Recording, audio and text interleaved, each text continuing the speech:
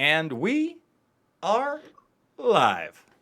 Welcome back, beautiful and amazing human beings. This is Ogrodowski and Jason of WeAreChange.org, and today is December 16th, 2018, 7 p.m. Eastern Time here in New York for our Sunday News Recap live stream that we do every single Sunday, and we're going to be live on Facebook, on Periscope. The podcast of this episode will be available on iTunes later, but mainly, of course, we're going to be talking to you on our flagship news channel here on youtube.com/WeAreChange, where, of course, we're going to be prioritizing your super chats because, you know what?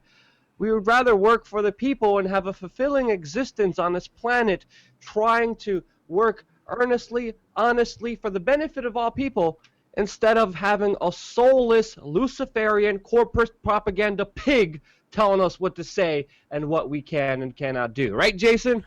Yes, sir. That was pretty good, my friend. And you know what? Having a great week. You know, we got a lot of new members this week, man. From that great work you did last week and continuing awesome videos.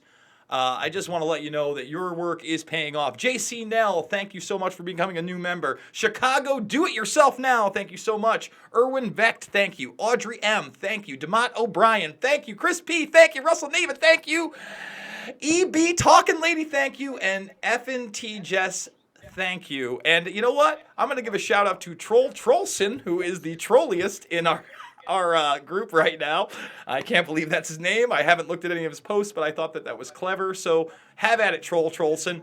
We're looking forward to a fun day. I'm going to be looking for his comments very closely here in the chat room, which, of course, is a big part of this bigger conversation that we have every week here, going over all the counter-narrative news from, of course, a perspective that is brought to you by you, the people. And again, so I can't thank you guys enough. Obviously, a big focus today is going to be South Africa, PewDiePie, and what's happening in the bigger kind of media landscape.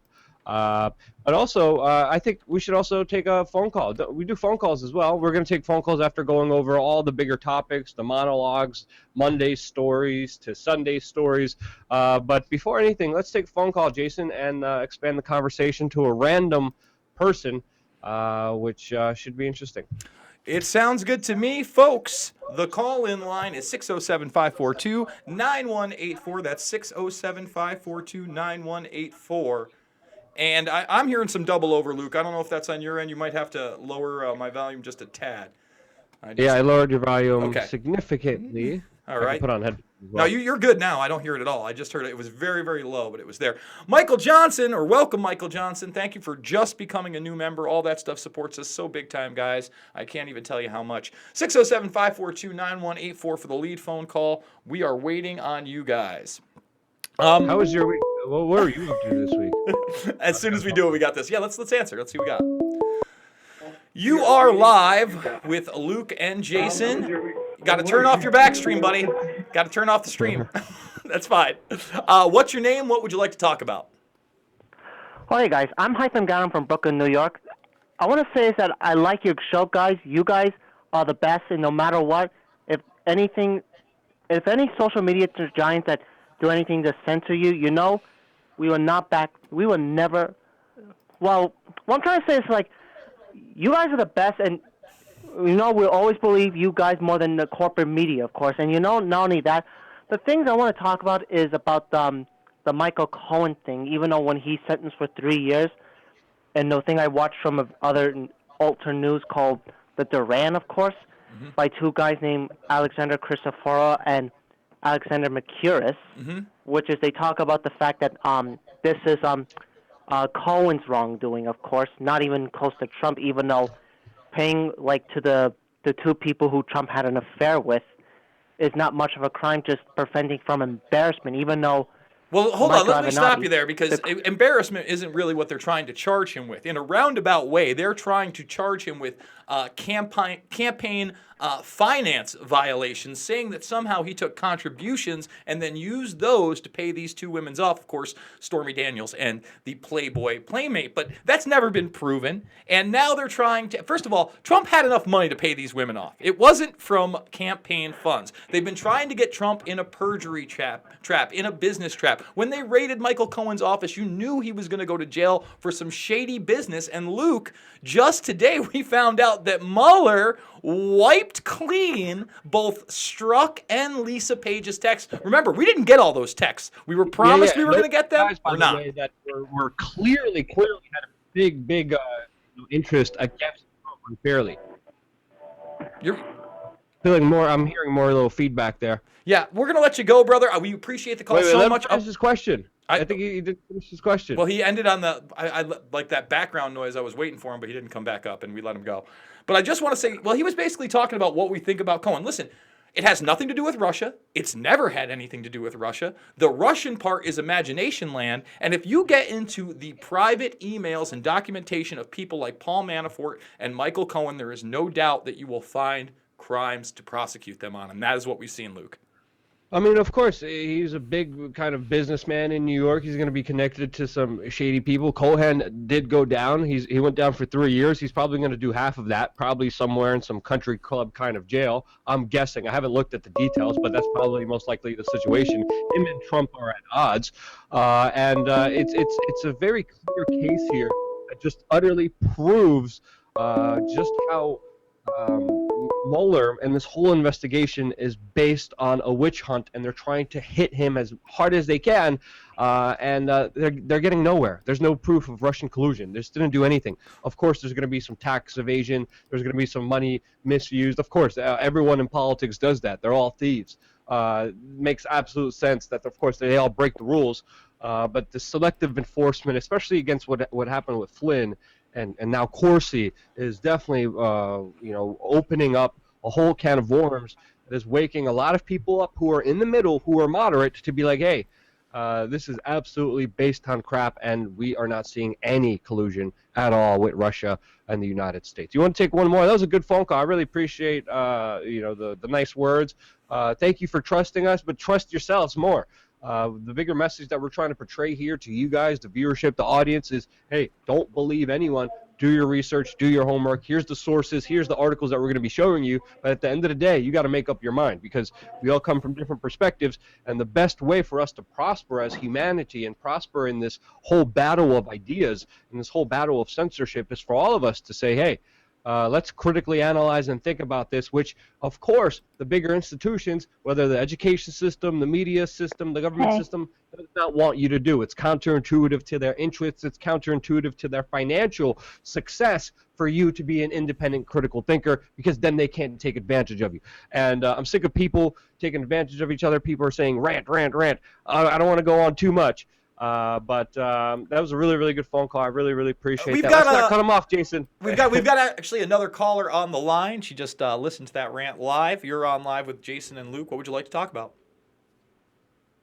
Well, my question is, what do you think is going to transpire in the Paris, France situation? We hope it gets bigger. I mean, all right, so that's going to be a big issue today. But the bottom line is, by their own numbers, the mainstream media says 66,000 people were out there. This actually elevated to Tel Aviv, in Israel, that went on in Canada. It was in Brussels, and yet the media is trying to tell you it's dead because Macron went on TV and made some concessions that these people said, listen, this is far too little, far too late. We're not going to stop. And don't forget, it was freezing cold out there. There were terror attacks. There were threats of ISIS attacks. So much going on, Luke.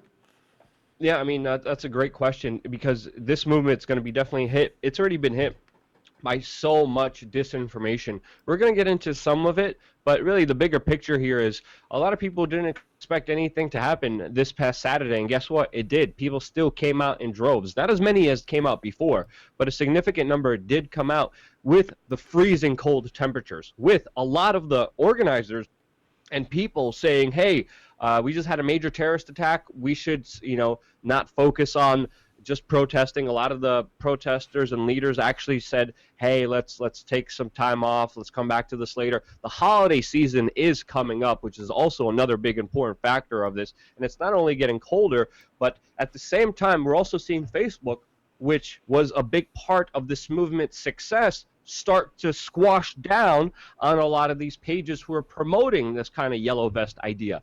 And there's actually one of my friends who works in social media. He's an algorithm guy. He's a metrics guy. He's an analyst looking at all the numbers, seeing what does well, seeing all the trends that are happening on social media. He's one of the smartest wizards in social media that I know of. And he's telling me, a few weeks ago, it was Julian Assange and WikiLeaks. You mentioned that, your videos get downranked in the algorithm. They, of course, don't go viral. They, of course, are censored and controlled, so they don't want those ideas out there. Now he's telling me the same thing is happening with yellow vests. Anything related with the yellow vests is automatically deranked, put lower in the algorithm, because, again, the establishment, the managers of the systems don't want you to know that you could stand up for yourself, that your life has human value, that you could stand in the middle of the street, demand change, and actually get it, because the whole system is basically set up on your support and your participation in it. And once we stop supporting it, once we stop participating in it, the system is absolutely nothing. And that's a bigger, grander idea that the mainstream media will never get out there, that social media will make sure it will never be in your newsfeed, will never go viral, because it's counterintuitive to them, to the people that they represent, to their special interests, and to their profits. And that's the message we're preaching. That's the message we're talking about. And I really do think we're at a very important headway, which I'm going to get into in a little bit. But we should go over some of these super chats before we do any of that. But great question. The movement, I believe, in Paris, just to answer your question in a bigger sense here, it's going to dwindle a little bit, especially during the holiday season. Especially because of the cold freezing temperatures, but this is not the last that we heard of the yellow vest movement. They will come back a lot stronger, a lot bigger, a lot better, a lot more organized, and because this pain, this feeling inside of you, inside of me, inside of everyone, of this injustice that is happening, of this basic robbery, highway robbery that is happening by the people, by the establishment, this reality can't be denied. They could pave over it. They could deny that it's there. They could deny that there's so much inequality, that there's so much injustice, that there's so much of just people taking advantage of each other, of the system screwing you over. They could deny all of that. They could say, no one else feels like you feel. But more and more people are waking up to the reality, in fact, like, hey, there's a lot more of us out there than we think. And a lot of us are hurting because of the same people screwing us over. And it's time, more than ever right now, especially with the financial circumstances coming, the big storm that some people are calling the apocalyptic storm, financial storm is coming, and it's going to be a major one, and it's something that we have clearly our eyes on. So anything else you want to add to that, Jason, before we go over to some of the members and super chats? I just want to say that the establishment is petrified of this movement coming to the United States in any way, shape, and form. For instance, if you look at American media, they are barely talking about it. When they talk about it, they whisper about it, and they say it's almost dead. They say it's almost dead. Now, at least European media is admitting to, 66,000 protesters. It's growing. It may take a little bit. They're trying to spin. Look what we saw in Brussels. I'm sorry, Jason. I'm sorry to cut you off. Look at what we just saw in Brussels just moments ago. Thousands of protesters in the streets, police with water cannons in this severe cold because people are protesting the new UN kind of migrant agreement that was just agreed upon in Marrakesh. A symbolic gesture, but a symbolic gesture that a lot of people aren't okay with because, again, mass immigration is mainly a big neoliberal globalist idea that a lot of the elites have been using to take advantage of people, to not only have human slave labor, not only to flood the market with more competition in the workforce, making, of course, the working situation worse off for everyone else, but it's a great divide and conquer scheme to make people and humanity all hate each other and fight each other. And that's why I think immigration has been such a major issue pushed upon us in such an unfair way where it's very difficult to even explain to you the human rational side of this, of how people are getting exploited, because there are some truths on the right, there are some truths on the left. The bigger picture here is people are getting screwed over, and it's time that we all wake up. And it's even harder to have this discussion without going into a bigger rant for 10 minutes about immigration. That's a whole other issue. But Jason, Brussels, huge protest today. I haven't seen it anywhere in the mainstream media. And you're not going to see it. And like you just talked about, that Migration Act is basically the next move in ending sovereignty, ending the nation state and basically saying anybody can go anywhere and there's going to be a universal rule. AKA, this is a very quote-unquote new world order ideal. Break down the nation state. Let people migrate where they want. Have UN, United Nations control, or some other global governance body overseeing these things. And that is the push. And the people have pushed back and said, no, we want our sovereignties. If we're paying taxes, it better be for services that we are getting. We're not against all socialist measures, but when it's not coming to the people, when we're paying, for instance, what sparked this, the fuel tax, when we're paying hold tax. on. Maybe you, Jason, don't believe in all socialist measures, but I have a hard time discussing this issue because there are some valid arguments, but at the same time, I don't believe in taxation. I don't believe in the existence of the state, which is my own personal perspective. You have your own. But even with that bigger aspect of it, there are realities that do need to be addressed because the effects are withstanding and having a big impact on all of us. So, Jason, when you talk about you like a little bit of socialism, that's you, buddy. That's not me. I'm not. Hold on. Let's stop for a second. I'm not saying. I wasn't even saying me. I was saying I'm not against all of it. What I'm saying is that Europeans. Socialist red coat. Oh yeah. Well, I am wearing red today. So, what I am saying is that Europeans. Down, you guys. Hey, you're there more than me because I've never been there. But you talk to Europeans, Europe. And wouldn't you say that most Europeans are okay with their taxation as long as they are receiving their medical care, their time off from work, the services that they expect? Where they get broken is, I can no longer feed myself. I can't afford my medical care. You're about to start this gas tax, not to do anything, but to pay large corporations money so they can figure out what to do. I mean, that's like a leprechaun riding a unicorn over a rainbow into a gold-plated oblivion. They know that the oligarchs are in control. They understand that the big corporations are not paying taxes. And if we, the people here in the United States, woke up to that and got in the streets in 66,000, 100,000 in D.C. on a weekly basis, it would be over for our establishment. And I promise you, that is the last thing the ruling class wants, Luke.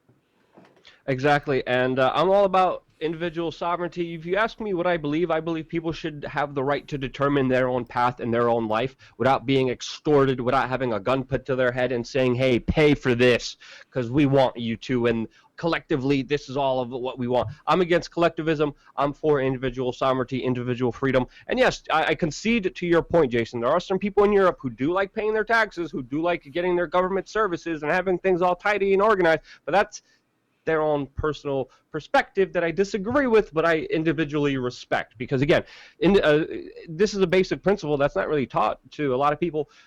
Individual sovereignty. As long as you're not hurting anyone, you're fine. You're totally cool. As long as you use force, that to me is the bigger problem. And I'm nothing against people living in their own communes and their own communities and deciding how to do it themselves, but having it voluntarily where they're open to do what they want, leave what they want. And that's a big perspective that I think needs to be contextualized here, because a lot of times when you hear people from my kind of ideology talking, they kind of spew these bigger generalities, which are kind of fun to listen to and spark a lot of different discussions. But that is a good primer to make people understand where I'm coming from. Because I had a very interesting conversation recently with Mark when I was in San Diego recently, and Mark Dice, by the way, if you guys know, we went at it. But again, he has his own path, I have my own path. We respect the path, and we respectfully disagree with each other. You want to go over some of these super chats before I get into the main story? Yeah, let's do that. And I would like to say that so we're gonna do super chats, main story. You're gonna do your main story, which is South Africa, right, Jason? Mm-hmm. Yes, sir.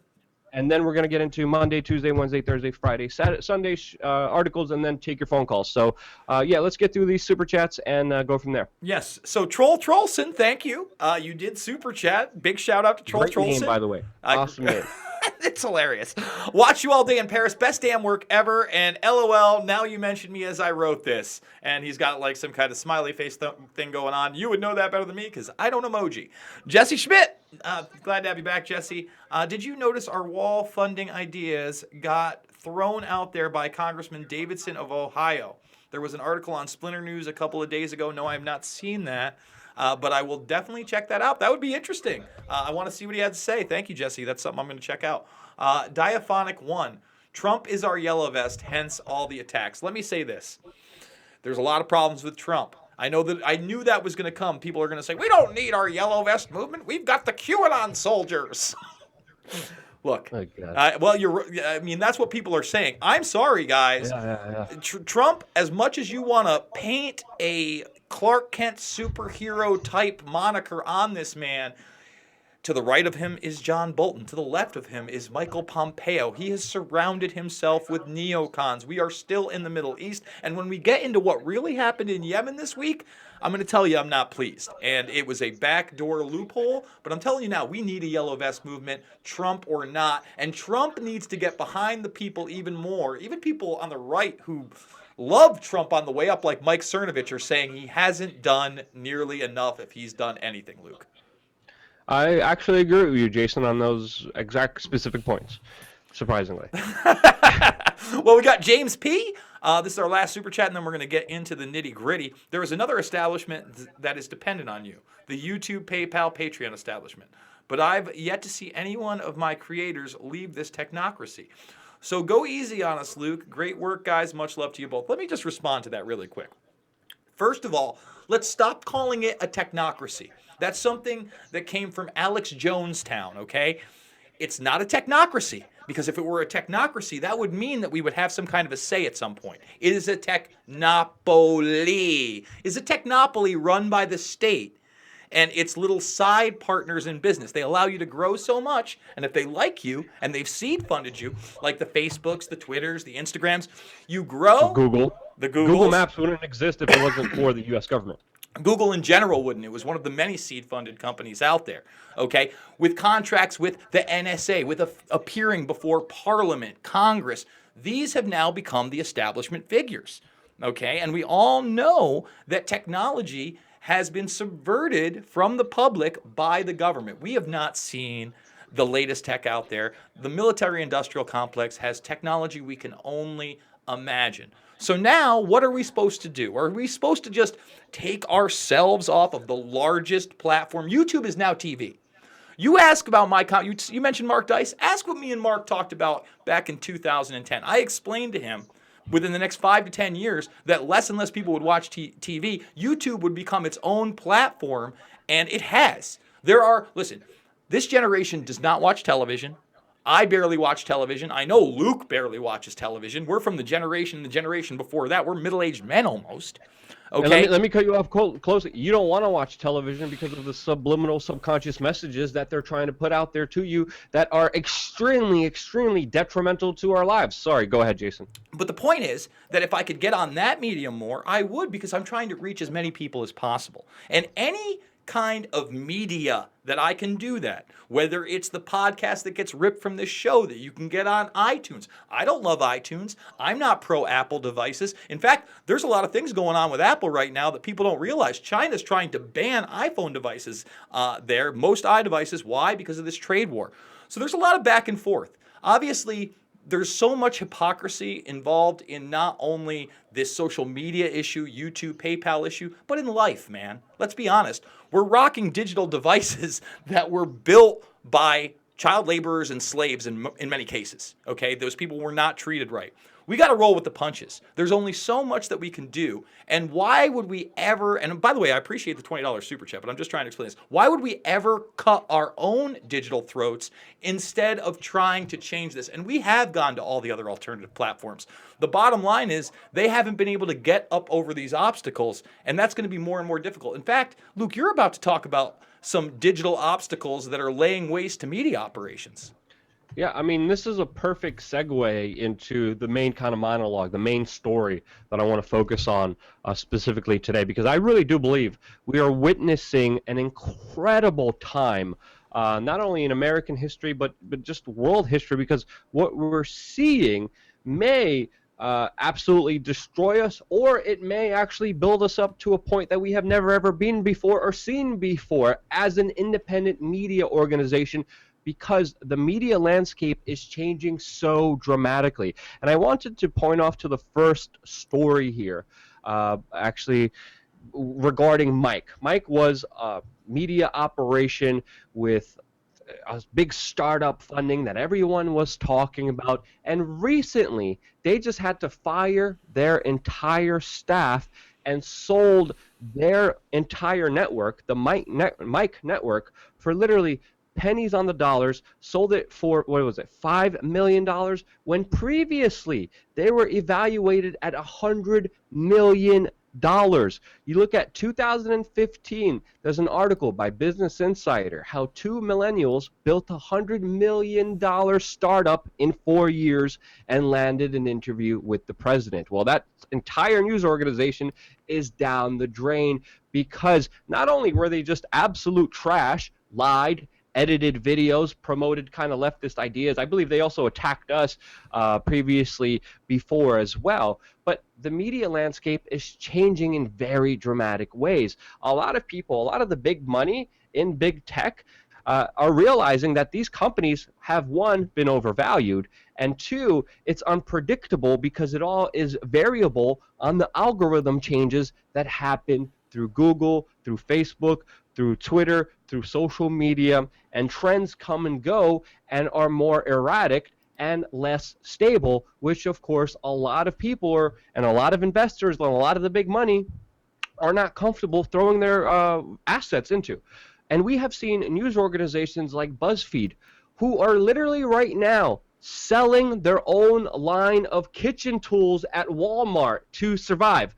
BuzzFeed is now selling plastic crap, probably, most likely made in China, in Walmart right now to sustain and survive their media operations. And by the way, don't buy it because the plastic that they probably have leaches and probably gives you estrogen and all this other stuff. I don't know about you, Jason, but I definitely wouldn't trust any BuzzFeed kitchen utensils, to say the least. They also are asking for donations now. So we're at a very important turning point where even, Vice News, hugely overvalued company, they also are going down dramatically, not only in their viewership, but in their influence, and also with people who have invested in them who are losing their money left and right. Even the CEO of Vice Media, Shane Smith, said before in 2016 that we should expect a bloodbath in media within years. And guess what? He took a lot of his shares, a lot of his stocks, and sold them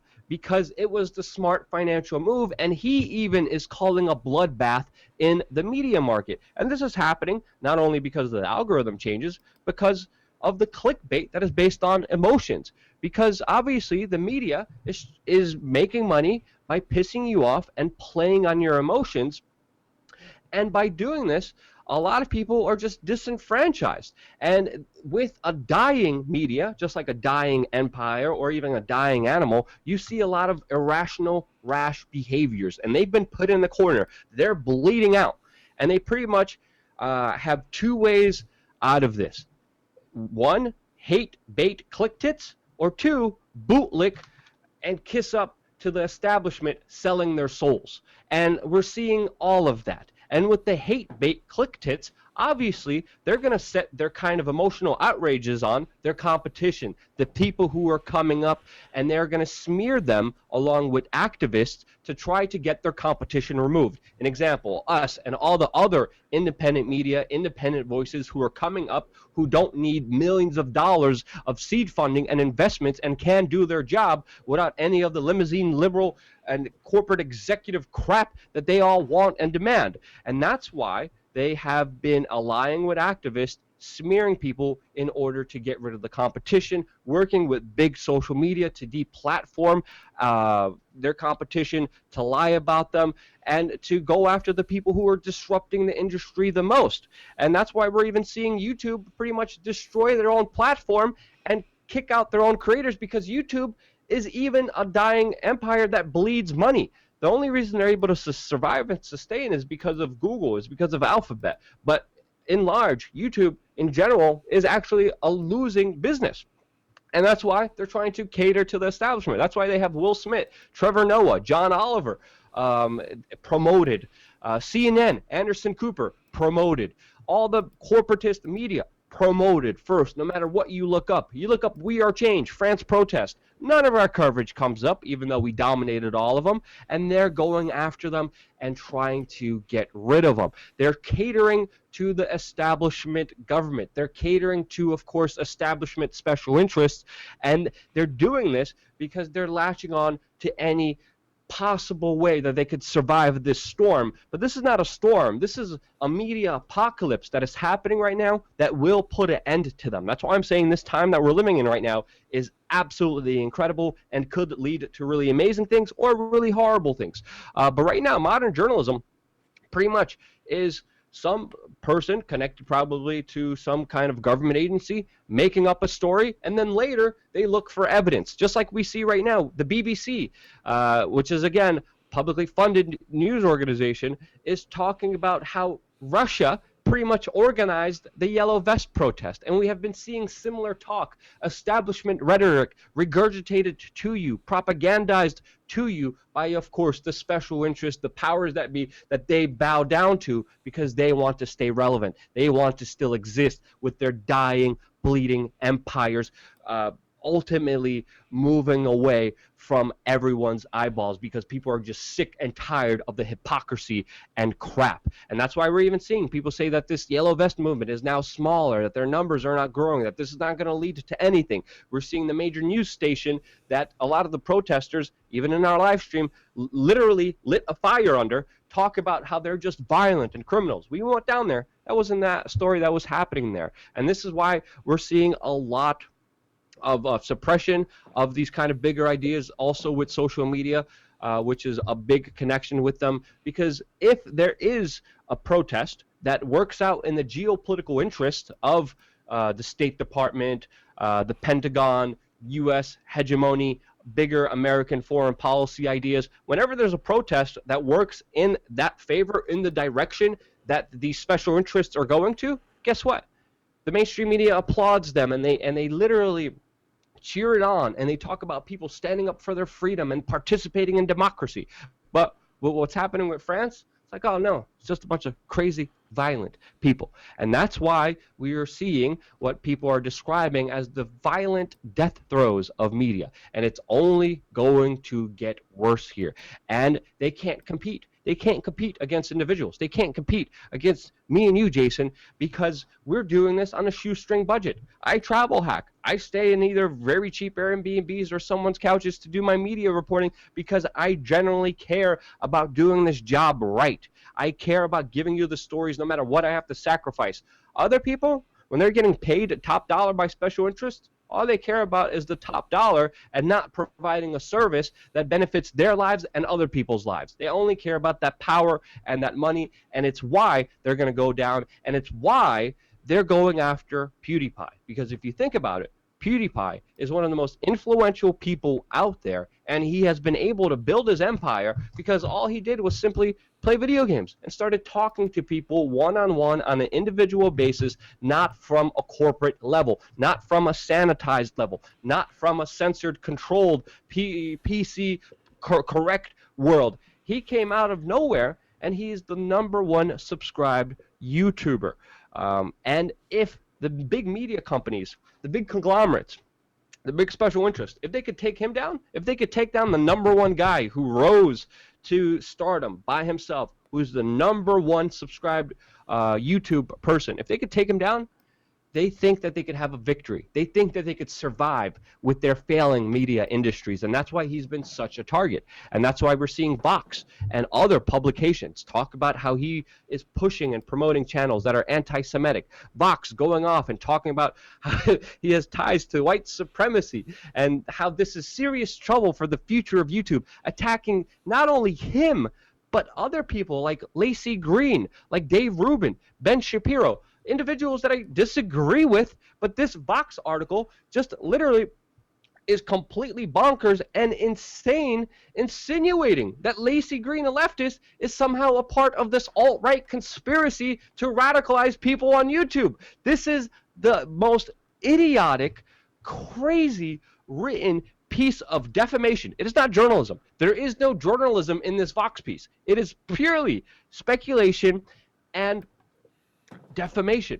And this is why they're absolutely losing it. This is why we're seeing so many people censored. We see Vice News right now cheering on the purging of the far-right figures, bringing up, of course, Sargon of Akkad, who likes to argue with the alt-right, who actually hosts debates, who actually makes conversations and arguments against the alt-right. They just, conveniently list them there. Just like we're seeing with all the other propaganda out there. Again, just lying for those freaking hate bait click tits that they're all after. And that's why we saw recently Patreon go after Sargon of Akkad. We've seen a lot of influencers move to Subscriber Star.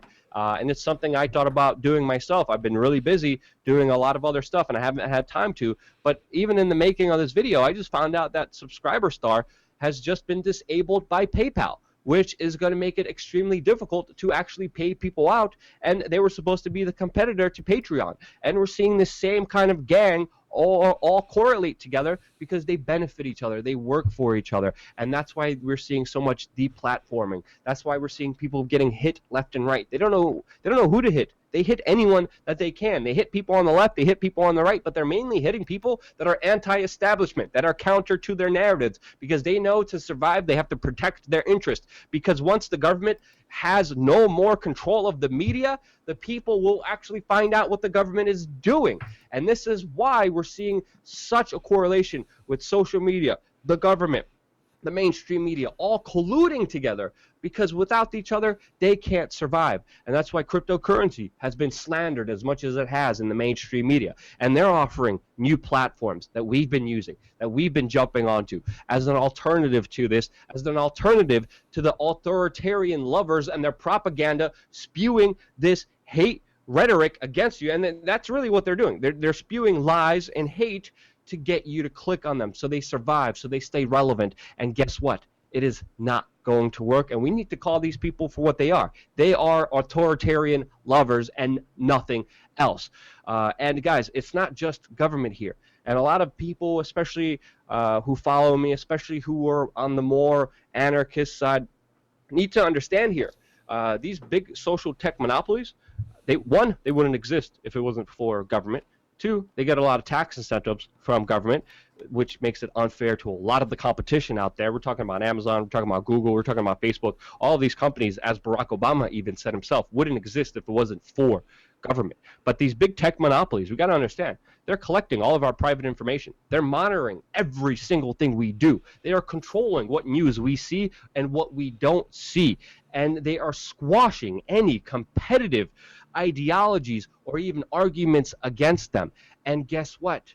These are private companies that do need some form of accountability or even some form of us walking away from them. And that discussion will happen. That discussion is happening in smaller ways. This is why, again, we're moving to blockchain, decentralized, alternative platforms with everything on the blockchain so you can see everything fully with a lot of transparency, which is why blockchain, even though cryptocurrencies are down right now, I still believe will be the future.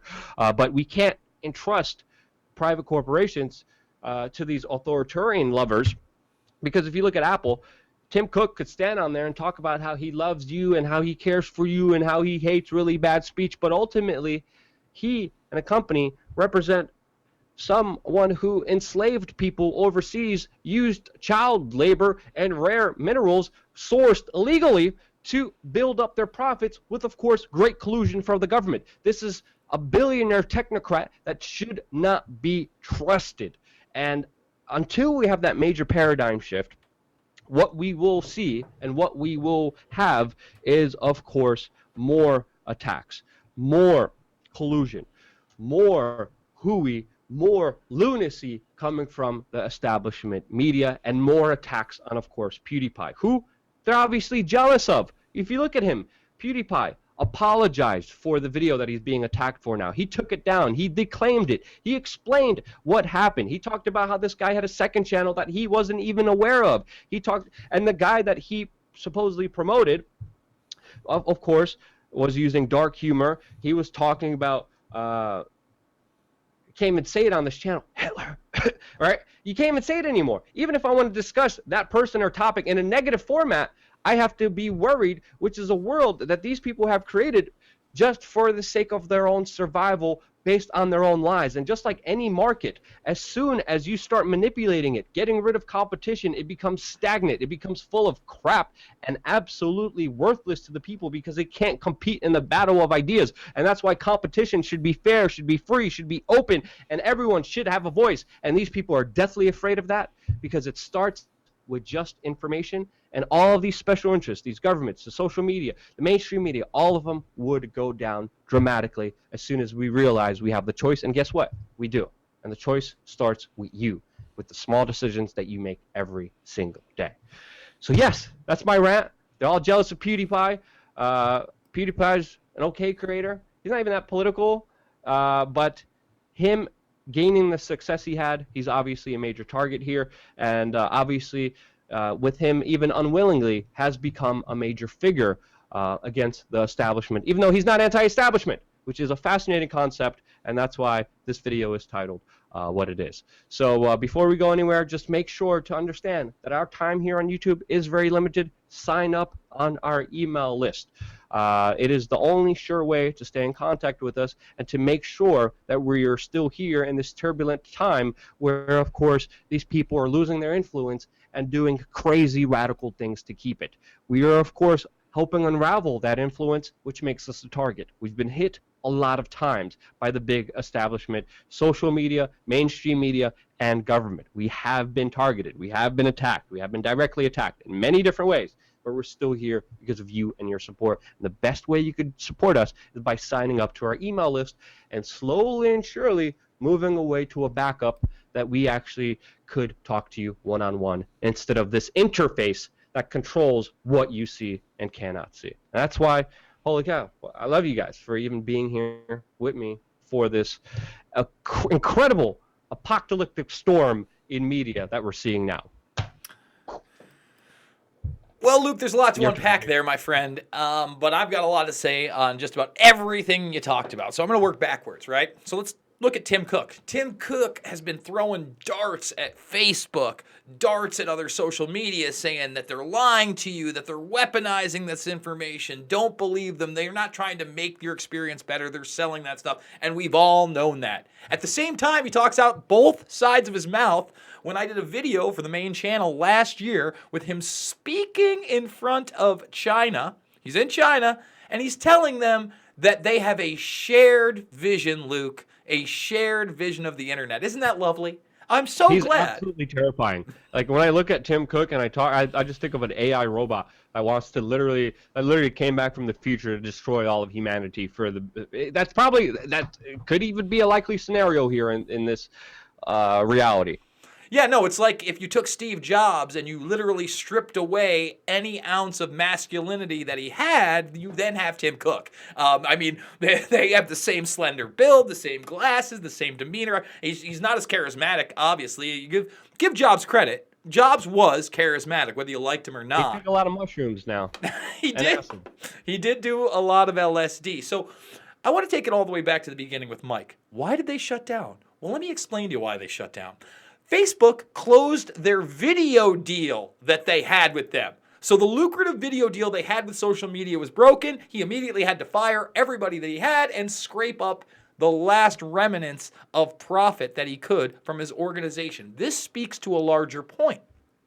When you see an organization like Mike in your feed, when you see an organization like Goalcast in your feed, when you see sites like Upworthy and others appear out of nowhere, know that they are funded by someone from something. They are not out of nowhere. They're not taking corporate money, Soros money, Rockefeller Institute money. That's how these businesses thrive. And Facebook won't make us a partner. Hell, they won't even put us on Facebook Watch. That's not a coincidence. And you're going to see more and more of these types of things have 60 million views out of nowhere. It's already been told they game the numbers. People are in lawsuits with them because they've sponsored content that they said got tens of thousands of views that had less than 1% of that. So Facebook is gaming the system as they try to rival YouTube. And all of these little media conglomerates that you're seeing for 2-3 years, they're not independent at all. They're not independent at all, Luke. And I hope they go down, but I hope people realize that the real independent journalists out there are barely making it. And that's why I want to thank everybody in the super chats. I mean, we've seen an outpouring of that. We're going to get to those after we get to the next big story. But the bottom line is, we live in a period where the most successful person on the most successful platform out there is a target, not because he's really anti-establishment, but because he may say something the establishment doesn't like and influence his 77 million plus subscribers, Luke. He's a threat that hasn't even been threatening them. And that's why they're so afraid of him. And that's a great point that really, really needs to be hit home here. They want to take down the competition. They want to take away anyone who could permanently bring them down, and he's one of those individuals. Absolutely. And again, they see a threat. Listen, I'm not even... First of all, Luke, I don't know about you, but I can't even get through one video. And I realized that, PewDiePie, I only became familiar with him a few years back, maybe even 5 years ago, when he was featured on South Park. And Ike was in love with him, didn't care about TV, and this was the guy. And he made I'm like, this is the most popular guy on YouTube? And he only got more and more popular. And I tried to watch a video or two. I'm sorry, broken foreign English, video games, and quick cuts with graphics, they don't do it for me. They don't make my nipples hard, guys. I can't tell you. I heard about him first through South Park as well. I'm like, who is this guy? And they were like, and he was doing the kind of annoying intro that he does, and I'm like, what the hell's wrong with society? But obviously, it's a bigger kind of testament just to see how much he's been attacked. Because of just how afraid people are of him and how ridiculous all of this is. And it's basically just one big old meme that, of course, they don't get, but it's pretty contradictory to just almost everything that we're taught to believe. Well, I got to tell you, if we wanted to go back to that super chat right before we started this conversation, if a guy like PewDiePie, who's probably made now in the tens, if not hundreds of millions of dollars, I wouldn't say hundreds, but maybe he's capped 100 million with all those views and celebrity appearances and everything else. Who knows how much money he has? If he said, I am leaving YouTube tomorrow, and this is the platform you can find me on, that would be instant. That would be instant. That would be the next platform to challenge these guys, and that would be the next target. If we could get a guy like PewDiePie to do that, it would be revolutionary. That's how you do that. You don't cut your own throat and take yourself off a platform to put yourself on 7 other platforms that may not be here in 6 months. But if PewDiePie put himself on a platform, everybody would run to that platform.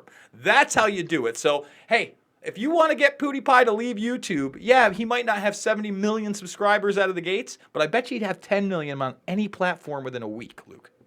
Yep. Very good points there. I'm going to go over to the super chats, then we're going to go into your South African story, and then the stories that happened all this week, and then take some phone calls. We've got a first super chat by Monica S. She says, can you explain the PewDiePie title, Stolat? Thank you so much, Monica. Really appreciate that. I think we did that fairly accessibly just recently, but thank you so much for the super chat. Anyway, we got another one by Paradigm Shift, and he says, the left and right attack anyone who admits the entire system is run by criminals. They only want a virtual signal for their own team. That's exactly right, and their own team are the special interests that they serve. It's the money that feeds them, and they will never bite their own hand. And obviously, it's all a big gang. It's all a big club. And guess what? Majority of the people, we're not in it.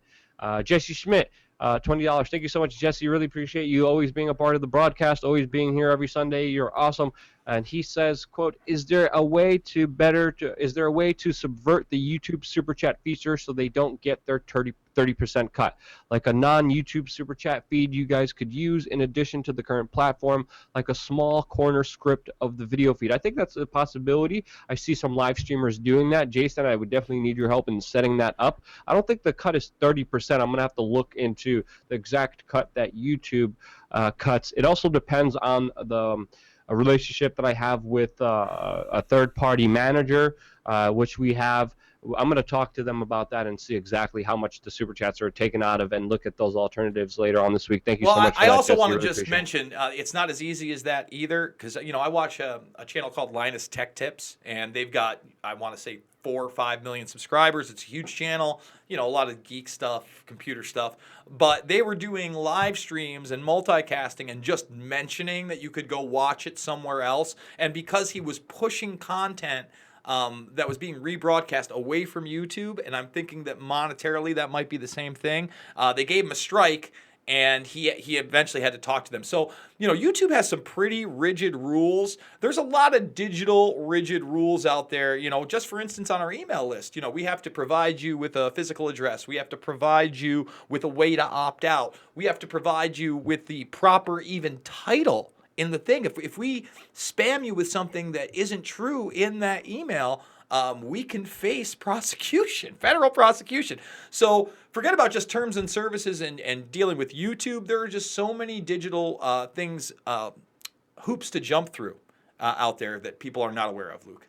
Yeah, I mean, some of them are good, and some are just a prison system and are abused to get rid of their competition and to help out government. That's why they created these regulations. That's what most regulations usually are. It's a payoff to the mafia as well. Jason disagrees with that, but that's my point of view. Jason likes the regulation. Tigger Levin has a super chat. It says, it's sad that all of the U.S. presidents are part of the same family tree. Do you guys know if this is true? If so, is Trump also a part of the tree? I remember looking at this and seeing that a high school girl made a tree and talked about how all the presidents and even vice presidents were somewhat related to each other through third cousins or eighth cousins. Like Dick Cheney was the seventh cousin of Barack Obama. I think you did more research about this, Jason. Do you know anything about it? I can't speak for Trump, and I can't speak for the vice presidents, but absolutely. All those, yes, Barack Obama even somewhere got into the cousin tree. And I remember back when George Bush was running against his second or third cousin, John Kerry. They didn't just go to Yale 2 years apart. They both were in Skull and Bones, but yes, they were distant cousins as well. And I remember at that point, some of the genealogists, anybody can look this up, they traced them all the way back to Vlad the Impaler, the person that Lord Dracula is based on. Lovely people, really lovely, lovely people, Luke. I mean, wouldn't surprise me if they're all inbred. We got another super chat by Diphonic One, and he says, issues want Pompeo's recent actions and speeches. Have you followed up on that, Jason? Well, I mean, if you just look at some of the things he's talking about right now, he's talking about the China trade war. He's basically saying that China is holding 2 Canadian citizens illegally. Of course, this was in retaliation to that Huawei executive that was arrested earlier, the Chinese one, in Canada. All sorts of regulatory issues there. And, let's be honest, Pompeo is still a warmonger. He didn't want to see what happened with the Yemen resolution, although there were some backdoors on that happen. He's a war guy. The only thing I can give Pompeo credit for is that he helped Trump get North and South Korea to begin peace, to cross borders, to shake hands again. And to North Korea's credit, they have not been the boogeyman that the media wanted them to be the last 6 months, Luke. We debated a lot this year on whether that was actually going to happen, but they've basically fallen out of the news. So I will give Pompeo some credit on that, but it's hard to give a neocon that wants to go to war with Iran, that wants to continue operations in Afghanistan and Iraq, and basically go by the Wolfowitz, Rumsfeld, Cheney playbook as a good person. And invade Iran and was the former head of the CIA. I don't think you should trust any former head of the CIA. Moving on, Premius81, thank you so much for the super chat. Another super chat by Chris Primer, who says, I was in a Discord server with Sergey Brin, Ellen DeGeneres, and the avatar of Quetzalcoatl. When the decision was made, the voice and chat logs are extensive and damning. I bet there, Chris Primer.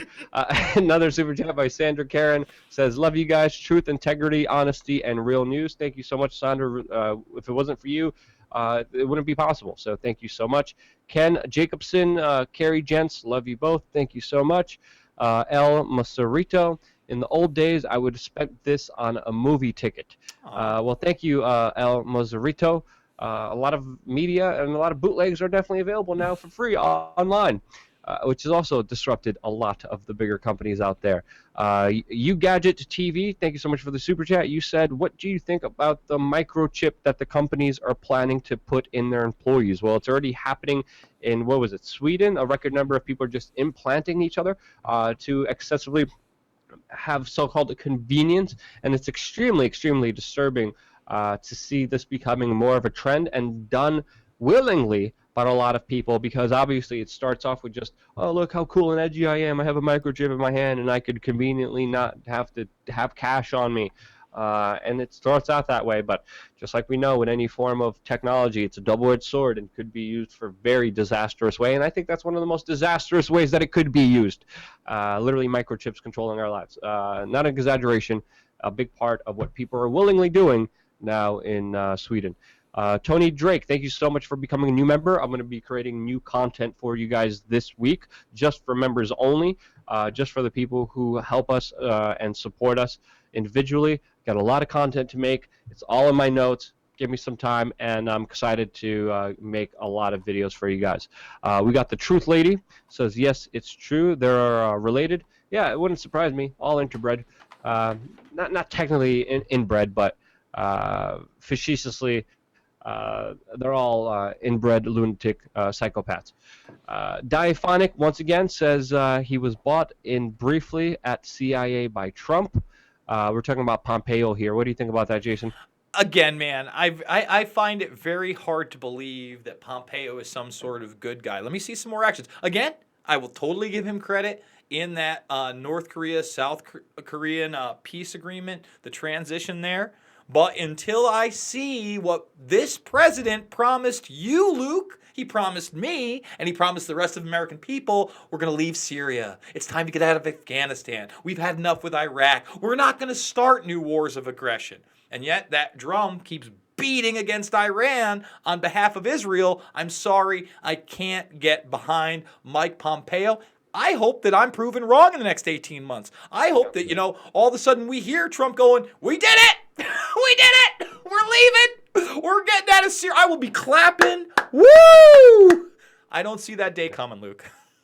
Yeah. But the QAnon has a different story there, Jason, but that's a whole different subject. Reno says, keep it going, we are change. Thank you so much, Reno. Okay, let's get to your story about South Africa and get through all the different stories and take some phone calls. Jason, go ahead. All right. So this one is a pretty big story that made some big headlines earlier in the week, and there's a lot of news on it to go over. As many have been following, they're not trying to call it land grabs. They're trying to call it expropriation or land reform. But the bottom line is what's happening is farmers who own land, yes, white farmers who own land in South Africa, are going to have that land taken. And we've already seen waves of violence on these farms, people, creating support groups within one another so that they can check in and make sure something violent hasn't happened to them. Now, that is not to say that I am pro-apartheid and I know how all these people got that land. Listen, there are problems, but let me say this. Violence is never the answer. And more than that, taking on an entire group by race is simply disgusting and disturbing to me. I just could never get behind that. And you had a high-level politician this week just go off and say, start talking about the taxi industry of all things and start saying, for every one black person they kill, we will kill 5 white people. Let me repeat that. We're going to kill 5 white people. We're going to kill your women. We're going to kill your children. And now what I've seen the media do, and you can see it on this, it says they're children and women here. A lot of these headlines have now been changed to pets. If you look this up, and instead of saying women and children, it's whites and their pets. So there seems to be an effort by the mainstream, at least in this country and in Europe, to soften the rhetoric. But the rhetoric is extremely scary because it's backed up by action, okay? And what we've seen now is that, after that, the electoral board said, the commission said, hey, we're going to warn you, black land first. We're going to warn you, you can't say things like that. You can't just say kill white people. But he's still the head of that party. They didn't take anything away. And obviously, he must be popular to hold that position. Now, they set dates about 3 weeks ago. I posted over at our Facebook page of March land grabs. Now, there's some reports that this is already happening, that this is going on. In fact, there was one tweet where you saw a man whose face was bloodied, who was said to be actually trying to stop authorities from taking some of this land. You know, whether or not it's officially happening, we know it's officially happening in less than 3 months at this point. It's going down. And CNN, you know, they did this piece. I was kind of shocked by it because I'm not going to play it. I don't want any copyrights, but you can check it out here. Land was stolen under apartheid. It still hasn't been given back. So again, they're promoting the idea that this land needs to be given back to the people. And once again, I am not pro-apartheid. I don't know how all of this land was acquired, but if you watch this piece, for instance, okay, the really startling thing to me is that they start off admitting that land is being taken and that farmers are being killed, and they just glaze over it like it's no big deal. That's how they start this piece. They admit that when we've seen in the mainstream, especially in the United States, that that's a hoax. Those are lies. Racists are spreading that information. And look, this has nothing to do with racism to me. This has to do with life and death, and they are killing these people. So they find a sympathetic white farmer in this piece, and he's voluntarily giving large portions of this land back, which is probably a smart move, seeing as he probably doesn't want to be one of the people strung up and killed, okay? And it's not really told how much land he owns, and that's the other thing. A lot of this farmland that they're planning to take is being unused anyway. Now, that does not give them the right to just grab it without compensation. I am never for government seizing private property on behalf of the state. I want to make that absolutely clear. But we see how it's being spun. And here's Ramaphosa, and for those that don't know who Ramaphosa is, he's the current South African president, with the same reporter on the same network of CNN, sitting down with this guy who's now saying the opponents of this, the people that we've seen in their parliament, the people that we've seen come on programs like Tucker Carlson and discuss this issue, they're racists. That's what they are. They're just racist. This isn't a real issue. They're ill-informed. And he even talks about Donald Trump and saying that Donald Trump is ill-informed on this issue. Oh, so, you know, I just want to wrap it up with John Bolton giving a speech in front of the Heritage Foundation to remind people that we are extremely militarily involved in Africa right now as we speak, and most people don't even realize that we're smart bombing places like Somalia. We've got troops there because of AFRICOM.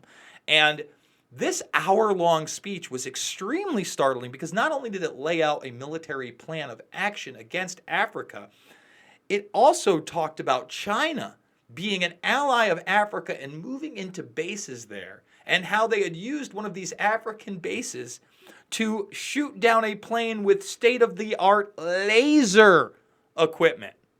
Now, I was surprised that didn't make some mainstream media, that China is in some of these African bases shooting lasers. Point being, we live in a very confusing and globalized world when now China is militarily involved in Africa. We're militarily involved in Africa for all the wrong reasons, because we have to go after all Nusra and Al-Qaeda affiliates, and we have to go after all these Muslim terrorists. What we're not concerned about is their government going into people's homes and taking their property, sometimes violently. And this is a huge issue. It's not going away. And I got to tell you, I really think that the violence is only going to ramp up in the next few months, because we have to take this government and the other political parties surrounding not only, this Ramaphosa's party, but the other parties for their word that they are taking this land and they are not afraid to kill people, Luke. Well, Jason, as you know, I was there in Somalia documenting some of these strategic strikes that the U.S. AFRICOM kind of systems are deploying there, and they really weren't that strategic. They were causing more chaos, more radicalization. On that same trip, I also went down to Zimbabwe, and even the local Zimbabweans were talking about terrifying, horrible ordeals that they knew people went through. Local Zimbabweans who went down to South Africa looking for work, and the South Africans have developed a torture strategy to prevent a lot of the people from Zimbabwe coming into South Africa by literally putting tires around Zimbabwean immigrants and lighting them on fire and recording it on video. and putting it out there on the internet. This is, South Africa is a very, very horrible, horrible situation that I personally looked into going and documenting, and looking at some of the bare bone facts and some other circumstantial things that I was going through. It was one of the most difficult stories that I was preparing for to go to and report on.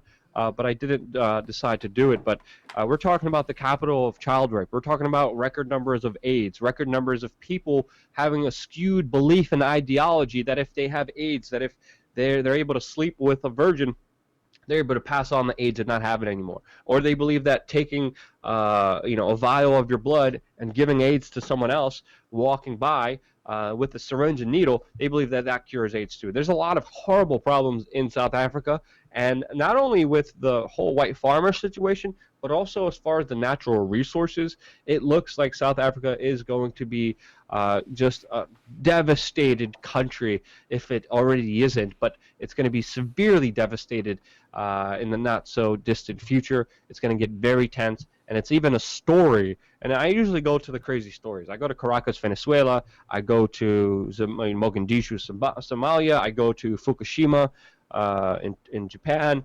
I go to all the crazy stuff. South Africa has been one of the stories that has been on my kind of to-do list for 2 years, and it's one that if I ever do go to, I'm going to have to severely protect myself and severely get ready for. So extreme situation unfolding there, and guys, it's only going to get worse from there. Absolutely. I really think that this is big, big, big, big trouble, and it's not just going to be localized to Africa. Again, when you've got China on military bases, when you've got American troops there's going to be a backlash. There's going to be some crossover, and I'm sorry, I just cannot get behind any government that's calling for the death of white people. And I couldn't get behind any government that was calling for the death of black people or brown people or any group of people based on their race. First of all, death and violence is not the answer. Me and Luke have our differences, and I think that the non-aggression principle is kind of a joke because most people won't follow it, but I certainly try to follow it, whether I'm a libertarian or not. And that principle is, I'm not trying to cause harm to anybody. I'm trying to live my life as a happy person, and I'm not going to impose my force on another person. And that simply will not be possible with what they're attempting to do in South Africa. And that kind of violence is only going to escalate. And the natural resources, they're lacking water. We're talking about huge devastation hitting that place very, very soon, especially with a lot of people leaving that country, and rightfully so, with all the chaos that's ensuing there. And it's only going to get worse from there. And I'm still on standby whether I should go there or not. But definitely feel free to talk to me about that on my other social medias. It's something I'm developing. I'm also talking about possibly going to Israel, going to Palestine, a lot of different things. But a lot of the stories I do depend on you and your support, and also you guys messaging me if you're there on the ground, helping me develop a lot of these stories, because the majority of the stories that I do, especially when I'm on the road, are because of the people I meet there.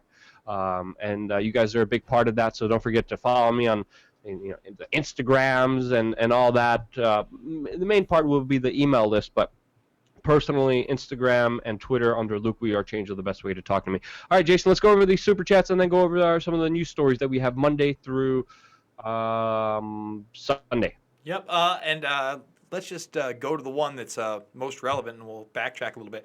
This is from Jerry. He says, the land was never stolen. Even Malema acknowledged that. I lived there for 35 years. This is just black on white hatred and racism. And that's from somebody who's lived there. Okay, well, that's his opinion. Thank you, Jerry. We appreciate the super chat. Patrick Sagoon, Facebook banned Israeli PM's son, LOL. Is that right? Netanyahu's son got banned from Facebook? I don't know. I have no idea. Haven't even been paying close attention to it. But something I'm going to look up. I'm going to Google that as we get into the first story that we have lined up for Monday here. Wait, we got one more super chat. Story. We got one more. We got one more. Should we not? Yes. Let's do it. Trump is nothing but a Zionist stooge, and people who keep promoting false patriotism in the name of central banks are an absolute disgrace, revolt. He does seem to do a lot on behalf of Israel, and although he's had some tough talk over at the Fed and interest rates, it doesn't look like he's actually going to take on the banksters or the Federal Reserve in any meaningful manner. Again, prove me wrong. I'd love for him to do so, wouldn't you, Luke? Yeah, I'm reading the news article by the Seattle Times now, and Israeli's prime minister's son did get a temporary ban on Facebook. He just got a 24-hour ban because he wrote a post criticizing the social media platform as, quote, thought police and sharing previously banned content. I'm going to look into the content that's banned there. But as far as Trump, obviously very pro-Israeli president, and the geopolitical agenda and the bigger strategies that are happening, especially with the United States, do involve Saudi Arabia, do involve Israel, and are far more complex that could be just explained throughout a random sentence. And that's why we do whole videos on them, which you could watch on this channel. Yeah, I'm looking into the story now. I'm trying to learn more about what he was banned for. But yes, Israelis, Netanyahu's son has been temporarily banned on Facebook, which is pretty interesting to read about. All right, you want to go on? Wait. Oh yeah. I'm reading in here. Facebook deleted a post by Netanyahu last week in which he said that he would prefer if all Muslims leave the land of Israel. So interesting to see Facebook crack down on the Israeli Prime Minister's son. And again, Netanyahu is also in a bunch of trouble with corruption charges as well. Not a lot of people like to talk about that, but that's a whole big factor that we talked about previously on this channel. But let's get on with it because we still got to do all the stories that happened this week and take phone calls, Jason. Absolutely. And let me tell you, this one is not a surprise to me, Luke, but when I saw it, I couldn't help but post it. They released MK Ultra documents. The CIA made remote-controlled dogs with brain surgery. Okay, so now this program dates back to the 60s. This is one of the largest mind control programs that has been publicly available, Luke. And let me tell you, this is not the end. We know that Artichoke preceded it, and if you think that just because they said MK Ultra ended, all experimentation ended, you would be insane. This dates back to the 60s that they had electrodes in dogs' brains and were able to remotely control them. Now, you don't believe that they did this with human beings? You don't believe they did this with other animals? You don't believe that they actually used these animals in surveillance? Of course they did. Of course they did. I remember doing videos years ago where the CIA had remote control submarine-like fish. Okay? They weren't biological, but they were also using remote controlled dragonflies with cameras. This was to my point about an hour ago when I was talking about technology being suppressed from the people. And this is just leaking out now. Well, I want to let people know that after this broadcast, I'm going to encourage you to go over to the TruthStream page where they have just released for free for everybody this almost 4-hour documentary, The Minds of Men. And one of the features in this is how they put electrodes in the skull of a bull and were electronically controlling that animal. So now we're not just talking about dogs. We're talking about a 1-ton muscle-filled killer animal that they're putting brain electrodes in. But I thought that this was important, Luke, because this highlights the fact that they have been experimenting with this technology for a very, very long time. And if you don't think they've done this to human beings, you are being extremely naive. Yes, especially with all the LSD experiments that they did that has led to human death that they covered up before. I just tweeted right now, where are the animal rights activists at? With the link to this story, if anybody wants to find it. But again, mind control advancements in technology has been out there for a lot longer than we think. Even in Colombia, there's what is it called? Scullipane? I'm probably saying it wrong, but literally a natural kind of flower that you cultivate, and you literally make people walking, talking human zombies under your control, just with this kind of substance that you get from the local trees there that literally put people under mind control. Absolutely terrifying. It's something that I was looking into when I was in Colombia, but the story of it was just too terrifying to delve into fully. I didn't want to get near that stuff because there's just absolute horror stories still coming out of Colombia with tourists being taken advantage that way, and it's utterly insane. All right, Tuesday's story. Well, we went to the White House, and Chuck Schumer, Nancy Pelosi, and Trump were supposed to have a private meeting about the wall, whether or not border security was going to pass, and whether or not the government was going to shut down. And I got to tell you, this almost 20-minute exchange was totally awesome to watch. Okay, it was fun to watch. Did you watch all of it, or did you watch the highlights of it? No, I watched the whole thing. In fact, if you want to see the highlights of this, I cut about 6.5 minutes of the best stuff, and it's over in a Veeam over on the Facebook page. I put that up earlier in the week. So what are the highlights? What are the lowlights of this thing? Well, first of all, Trump out of the gates starts talking about how large portions of the wall have already been built. Now, the next day, Ann Coulter took him to task on this, asked him if he thought that his supporters were naive and gullible and believed him. I don't know the facts whether or not these large sections of the walls have been built, but he then starts breaking out numbers. But just really quick, Jason, to cut you off, I just put a link to the Facebook page so people could see the highlights in the chat room. Sorry, go ahead. Well, again, so, they're sitting there and they're talking about this. Now, Trump breaks out a bunch of different statistics saying this is where we renovated the wall or we built a piece, and, 90+% drops. Pelosi takes him to task on it. Schumer takes him to task on it. They keep going back and forth on whether or not he'll have the votes in Congress. Pelosi says he doesn't. Trump says, of course I have the votes in Congress. It's the Senate. I can't get this passed. And he basically said, look, man, I'm not budging. If we don't have this in the budget, I will shut down the government. And hook or by crook, we're doing this. He goes, if I don't get it from you, I'm going to get it from the military. And that might be something that I am not necessarily behind, depending on the budget and the enactment of that, of having the military build the wall. Now, if you told me that you were taking 30,000 troops out of South Korea because we're doing good things with South and North Korea, we no longer need them there, and we're going to put them on the border and start building this thing, well, that makes sense to me. But I just thought that this was one of those really true-to-life political spats. I don't think this was WWE wrestling. I really think that Trump, you could see his face getting redder and redder, and you could just see evil Chuck Schumer sitting there lurking and touching his hands. And, Schumer creeps me out for sure. Like, there's no doubt about it. He's not a good person, and I'm not a fan of Schumer.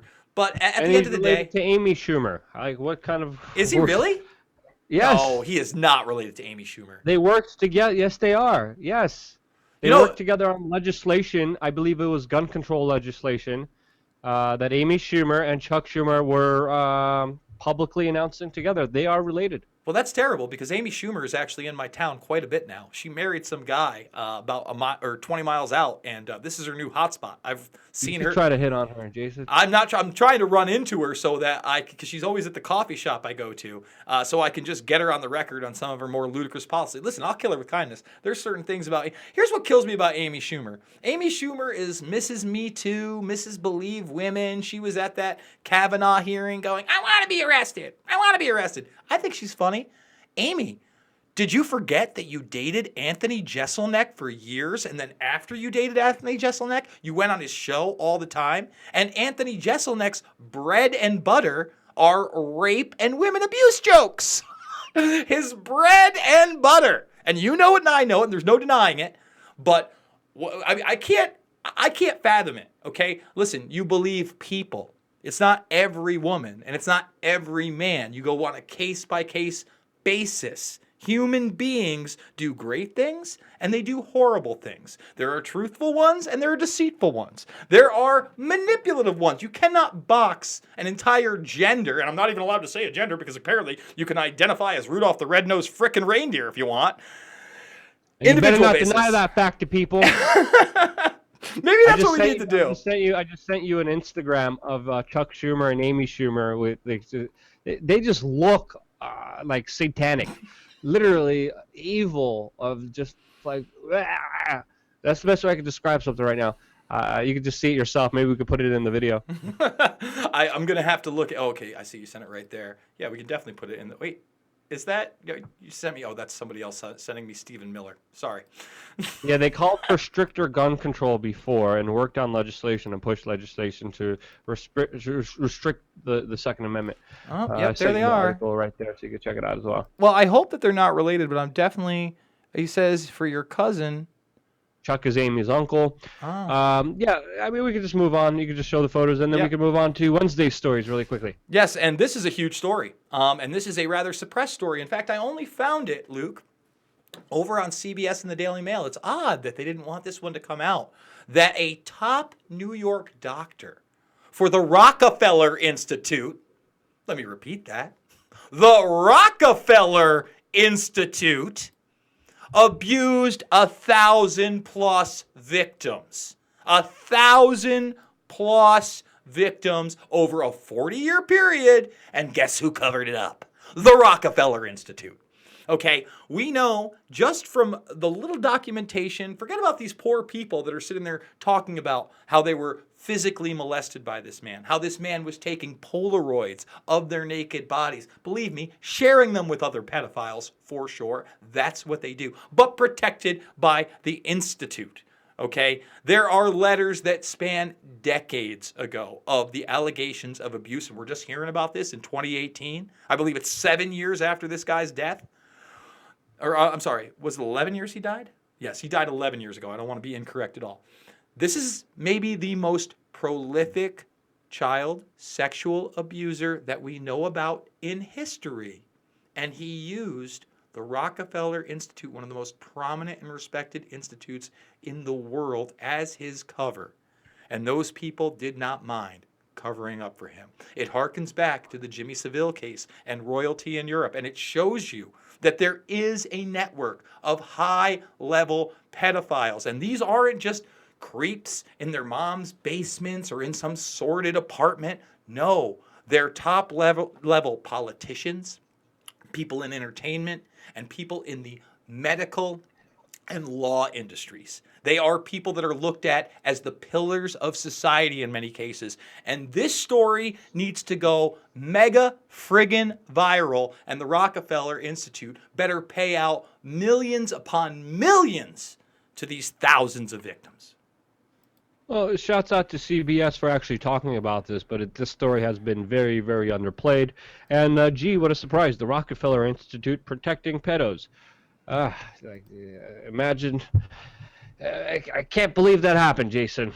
Thursday's story?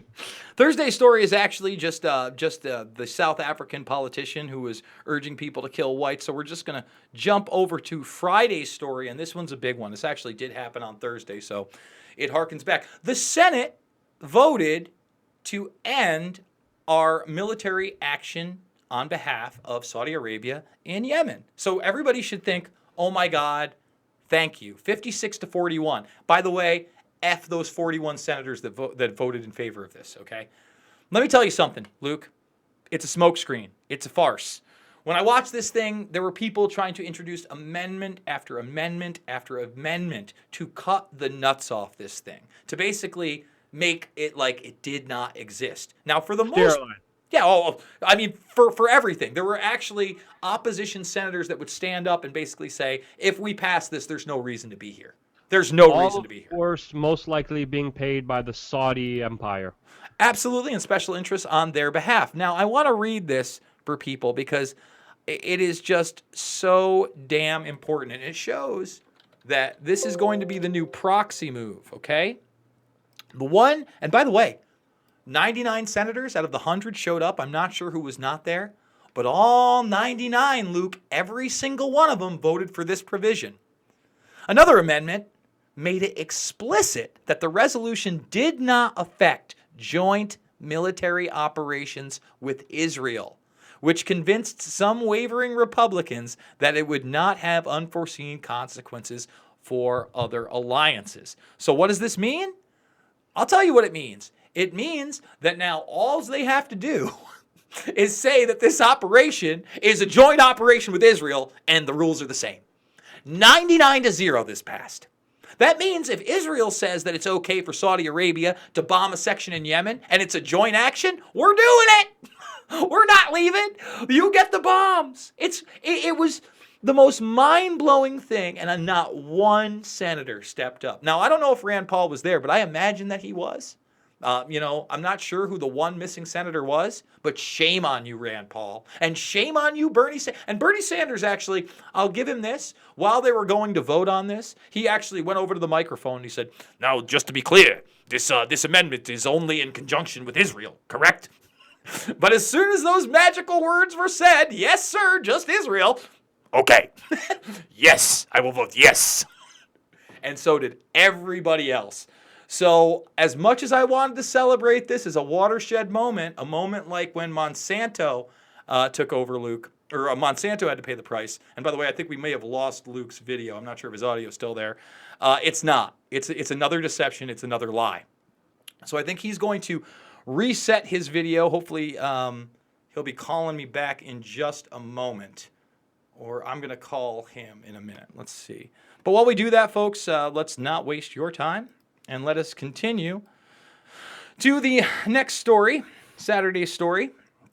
And this is Venezuelans who regret the gun ban, a declaration of war against an unarmed population. Now, while a lot of people out there, and I'm going to try to call Luke while we do this, let's see if we get him, because otherwise it's going to be tough to frame him up.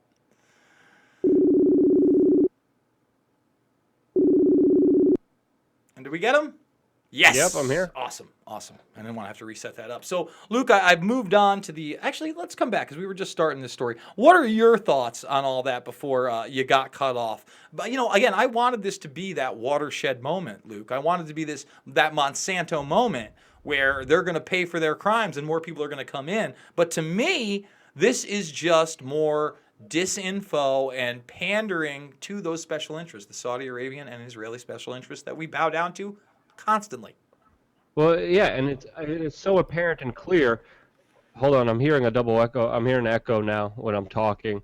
Did we get rid of that? Is that fine now? I don't hear you at all on my end. I don't think the audience does. No, not at all. I mean, I hear you, but I don't hear it double over at all. Like you're fresh. Okay. All right. Yeah. I mean, what I was talking about was what was happening with Michael Flynn, and that tells you everything you need to know. I brought up this point. I don't know if I was still on or not on when I was talking about how Kushner took orders from Netanyahu and told Flynn to call Russia to, of course, vote in favor of Israel during a big UN resolution vote. And, of course, Flynn did it, but guess what? Kushner, Netanyahu, all these people who are influencing the election that Michael Flynn is getting in trouble now because of, none of those people were held accountable. So, obviously, the military-industrial complex is in charge here. That's exactly what we're seeing here from this bigger resolution that's happening here, and the bigger geopolitical strategy of the United States aligning itself with Israel and Saudi Arabia, of course, do not make America great again. And what Donald Trump is doing is pretty much screwing over the American people for the benefit of these countries. And it absolutely makes no sense, and we go over the bigger geopolitical picture. It's not just for cheap oil. Again, there's so much disinformation around this area that we do entire videos about that you could watch on this channel. But this just shows you here that the military-industrial complex, that these people want war and they'll be willing to do anything not to stop it. And this is one way that they just did it. Absolutely. Moving on to Saturday's story. And you kind of briefly heard it while I was reconnecting with Luke. But Venezuelans regret gun ban, a declaration of war against an unarmed population. So once again, you want to know why I'm pro-Second Amendment. I don't sit here and harp on that, and I don't say they're going to take the guns. They're coming to take your guns, folks. You don't hear that out of me. But I also understand why... Well, Trump is banning bump stocks now. Yes, absolutely. Well, listen, there is a concern, and the concern is we all want to sit here and we want to blame socialism, Luke. We want to bring socialism on the Venezuelan collapse, and that's part of it. But really, the sanctions by the United States, the covert military-industrial complex action against that state, and the fact that they disarmed the populace are pretty big factors. And these people are basically saying, what do we do? If I could interrupt you, Jason, I mean, I remember being in Venezuela. This is when I was still a dirty cigarette smoker. And I was staying with Jeff Berwick, the Dollar Vigilante, at the top hotel in Venezuela, the top one in Caracas. Caracas, again, has been classified by many people as the murder capital of the world because of how many people get murdered there per 100,000 people. And I remember being outside as a dirty smoker and smoking outside of the hotel. Huge government signs, no smoking, no guns. And the bell guy, he's like, hey, man, there's no smoking within the entrance of the building. Can you please go along this way? But you don't want to go along on the street because you're going to get robbed and probably murdered. And I'm like, thanks, guy. I really appreciate that very much. They have such strict rules over there that it's absolutely ridiculous. that are so counterintuitive because private security guards can't have guns. At the end of the night, they literally blockaded the best hotel in all of Caracas, which, by the way, was extremely cheap. You could live like a millionaire in Caracas. You could rent out Ferraris for a few bucks. You could rent out the best hotel, the pimp suite, for a few bucks. But again, murder capital of the world, where literally at the best hotel in all of Caracas, the bell guy lined up all of the luggage carriers. What are those things called? They lined them all up along the doorways. So to get in, you needed to hit these luggage carriers and like knock and pound and for 15 minutes until a guy with 3 different doors in front of him sees it on a camera, gets through, and then starts removing these luggage carriers so you can actually get into the hotel because they can't have private security. In the murder capital of the world, with hired government thugs and mafiosos dressed in red, literally riding around in bikes and shooting people of the opposition. Absolutely ridiculous what I saw in Venezuela. They also went through another kind of inflation milestone. Absolutely crazy what's happening there. Of course, other people report on it differently, but the people who do report on it differently, you have to understand they're getting paid by the Venezuelan government. That's a fact. What I saw there, the people I talked to, absolute atrocity, and I don't believe anyone's reporting on it when they're getting paid by the Venezuelan and other governments out there. And that's a fact that needs to be put out there and well known by other people as well. Sorry, Jason, let's go ahead. No, absolutely, I agree with you 1,000,000%, and we are going to go to the last story of the week, and this one... Before we do, let's go over some of the super chat. I'm seeing one by Radisipil. Radisipil, thank you so much for the $2 super chat. I know you're saying you have a proper gas mask for me, where to send it. Thank you so much. I mean, I'm using the one that I had in France, in Paris, when there was a whole bunch of gas, tear gas everywhere, was actually an old one from years ago where I haven't replaced the filters. I actually bought some new filters, but if you have a professional grade gas mask, I would definitely appreciate it. And we do have a P.O. box. If you're not using the professionally made gas mask, feel free to send me any other form of riot control, bulletproof vests, or anything else for our reporting. Oh yeah, I got to get in contact with a bulletproof vest guy to do some sponsorship deals because I want to do some stories where I'm obviously going to be needing a bulletproof vest, and those things cost like over $1,000, way over our budget. Of course, that is very expensive. But yeah, if you guys have any riot gear to help me during my coverage, you could send it to our P.O. box, which is P.O. Box 140492, 140492. Brooklyn, New York, 11214. I'm sending it in the chat room. It's also available on wearechange.org/donate all the way at the bottom. Again, P.O. Box 140492, Brooklyn, New York, 11214. Sent again in the chat. Thank you so much. Radicipal means the world to me. Appreciate you very much. The last story that we're going to get into before we start taking quick phone calls. You've got it. Jeffrey Epstein, he's back in the news again, donated $10,000 to House Democrats in October, and then they frantically sent it back. Now, this article, I think, is actually a big whitewash. Essentially, what I'm trying to explain to people here is that Epstein is not out of politics. There was a reason he was meeting with Bannon right before the primaries. There's a reason he was giving $10,000 to House Democrats in October. He's still buying influence on both sides of the aisle. And, you know, this article actually admits that. And I really think that they downplay. I think they talked about something over a 14-year period of him spending like $150,000 on establishment politics. It's a lot more than that. I assure you, this is a billionaire that we can't even record how much money he has. We have no idea. We don't know whether he made his real money at Bear Stearns. And $10,000 is the legal amount. Imagine the stuff he does underneath the table that no one knows about. A lot of the bigger art auctions, they're usually a bigger form of money laundering because people just buy each other off that way as well. So there's so many sick, sinister ways that the system is built unfairly of getting influence. And Jeffrey Epstein, a billionaire pedo, is definitely taking advantage of that system in many ways, more than one. More than just the legal $10,000 amount that he sent to the Democrats recently. that, of course, they scrambled immediately to give back.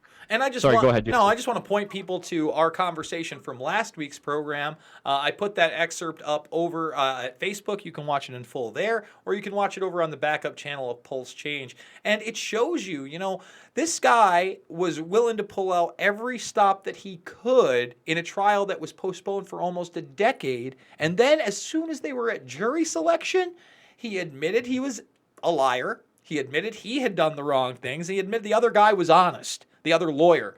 And now we're going to try to brush this under the rug. But I'm telling you right now, there are many chapters still left to this story, and we are going to keep a close eye on everything Jeffrey Epstein. Let's go to some more of those super chats that we haven't read yet. There's quite a few. Yeah, let's take some phone calls as well.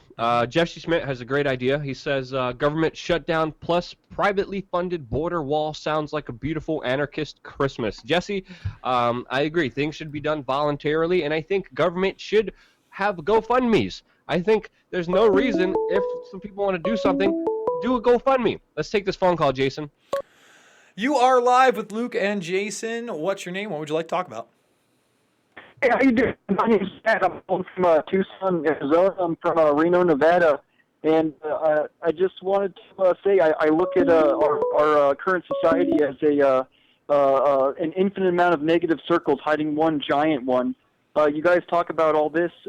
You talk about Rockefellers and all this stuff. Who do you think are their bosses? I mean, because clearly, let me stop you there. Biblical. Hold on, let me stop you. Let him finish. Well, because he's going to start getting into biblical, and it's going to become. I know where this is going. If you really want to look at where the Rockefellers took their orders, I don't know that they ever did take orders. Okay, John D. Rockefeller built that business as an oil baron on his own. There Will Be Blood. If you've never seen it, yes, it's fiction, but it's largely based on this man. If you've never seen There Will Be Blood, excellent film, Daniel Day-Lewis. Now, if you want to talk about who the puppet masters are, I think that you would be remiss not to mention the Rockefeller family as one of those controllers. Now, let's talk about the Rothschilds for a second. The Rothschilds obviously put their efforts into monetary gain and finances and building that type of an empire. You look at the Rockefellers, they're an offshoot of that. Yes, they're in the banking industry, and remember, back in 2012, both the Rockefeller and the Rothschild and merged together, to again consolidate power.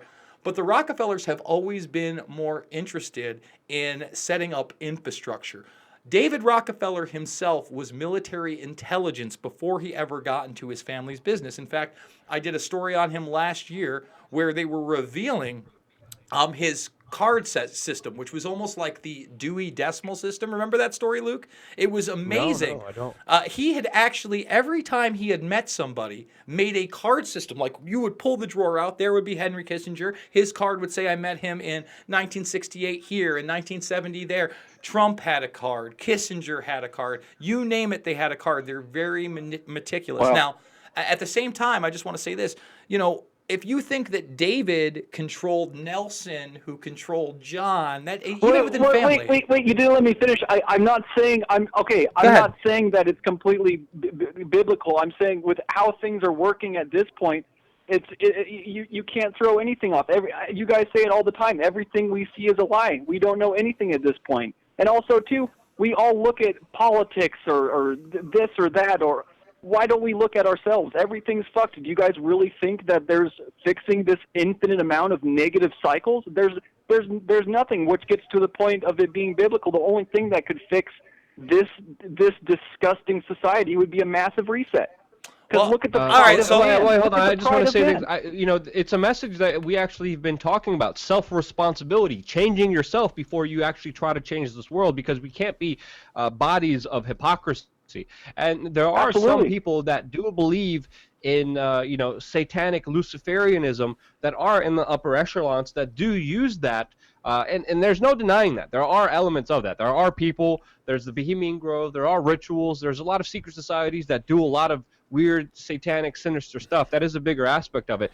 And when it comes to religion, some people do use religion in a positive way to reform their lives to, of course, be well, more productive. you guys know be this. better in Religion this world is of the existence, massive and I collective don't believe there's thought nothing control, wrong with though. that. I mean, but it's also a very personal that, choice that should be up to the individual to decide what is right for themselves, and that is a bigger truth that I don't feel is important to push on anyone, but for people to discover it themselves and to go along their own path in that specific way. And this is why people this is the look context for that I you for wanted to the bring answers. into You it. guys should be preaching to be yourselves every day, because you guys are incredible and you have the platform to do so.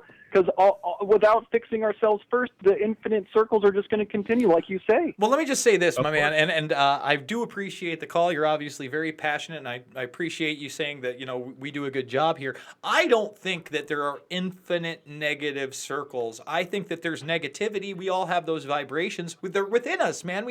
We as individuals have the power to do incredibly great things and incredibly bad things. And there are gray areas.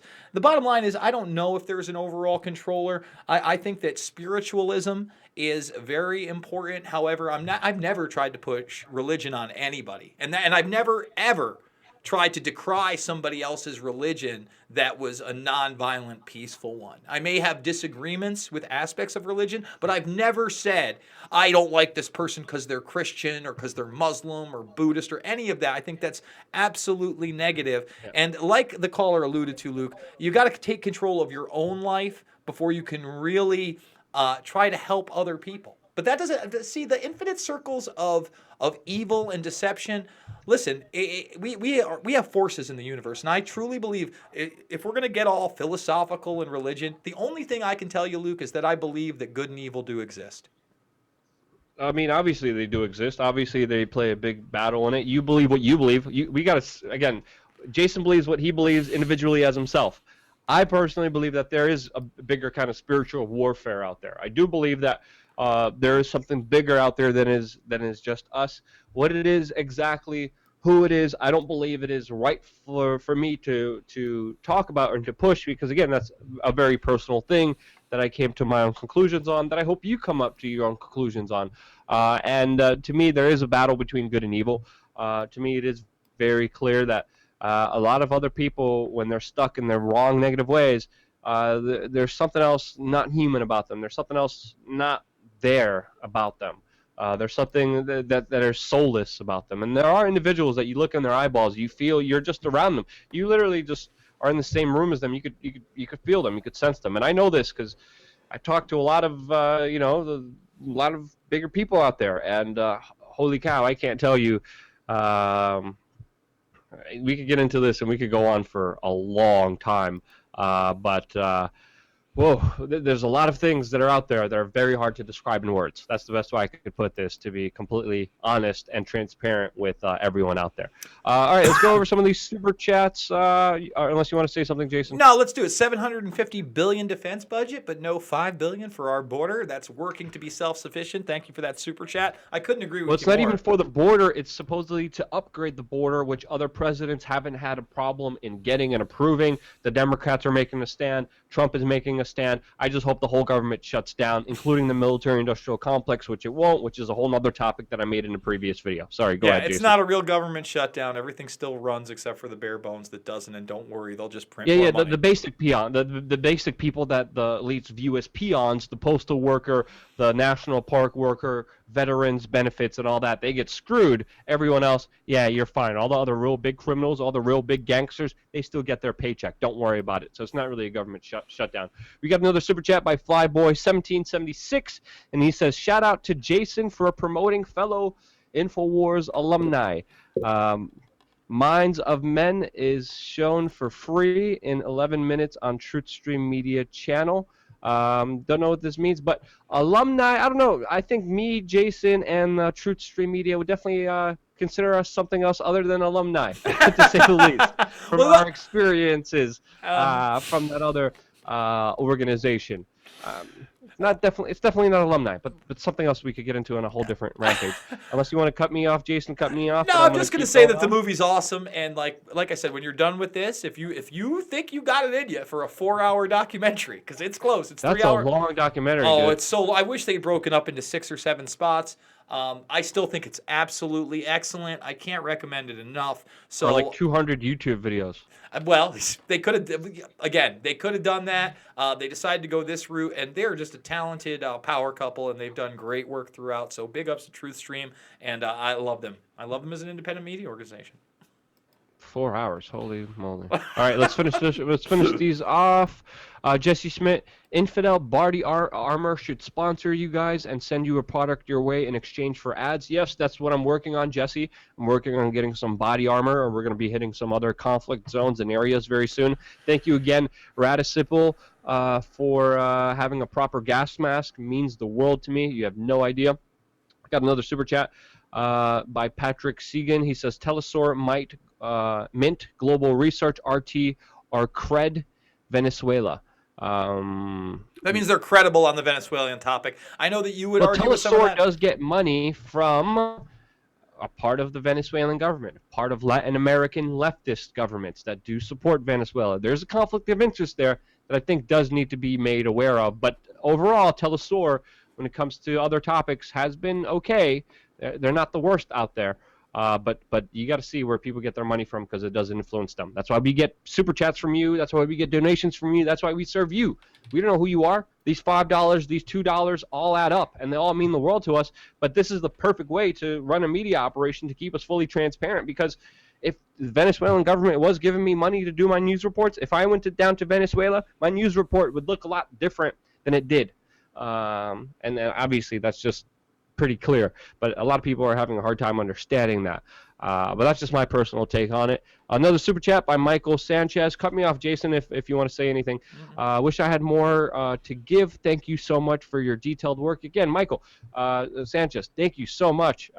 Even the $5, even the $2, it all adds up. It all means a lot. Don't be sorry. Thank you from the bottom of my heart, because, man, if it wasn't for those small $5, $2 donations, we wouldn't be here.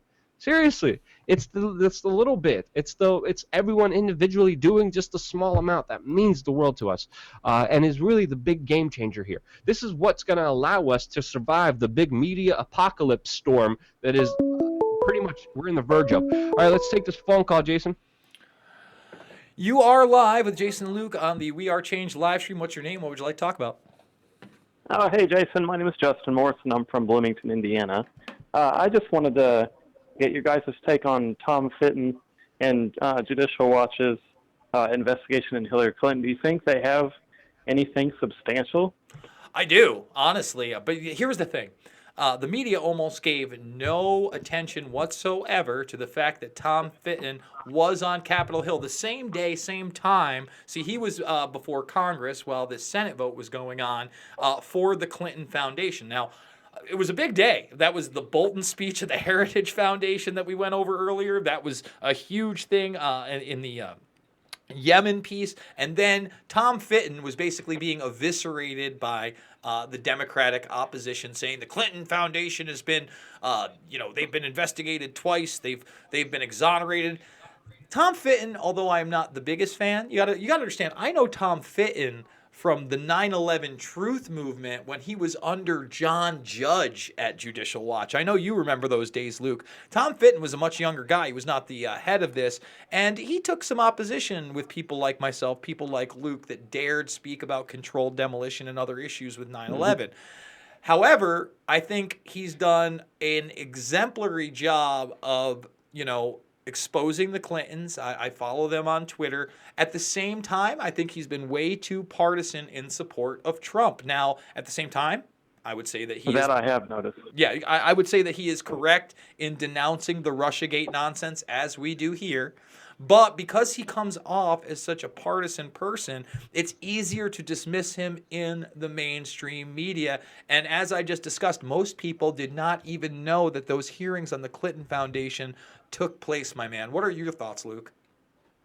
Let's just move on from here, because we still got a lot of super chats, and we're going past the rank of how long we should go on till. To be honest, hey brother, I thank you so much. Yeah, thank you so much for the call. All right, so what we got? Yeah, thank you so much for the call. Really, really appreciate that. Sorry, I was just going over the super chats and looking at some of the chats and kind of like, I was like, all right, Jason's handling it, so I couldn't really remember that, to be honest. That's fine. It's fine.